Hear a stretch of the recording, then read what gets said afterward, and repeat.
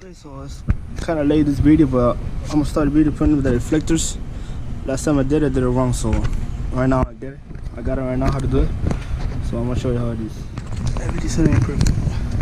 As you can see, this is the negative, and the one from the light gotta be on this little bulb with this one. So it's connected to the green one right here. Hot wire. And it should work.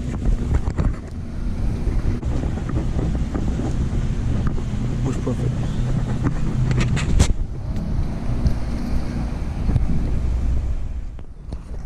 Okay, so this is how it came out. Came out perfect.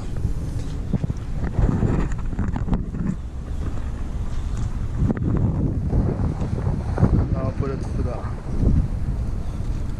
high beams.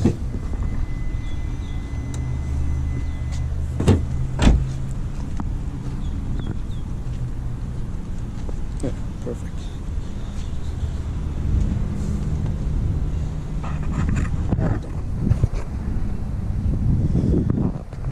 She looks nice.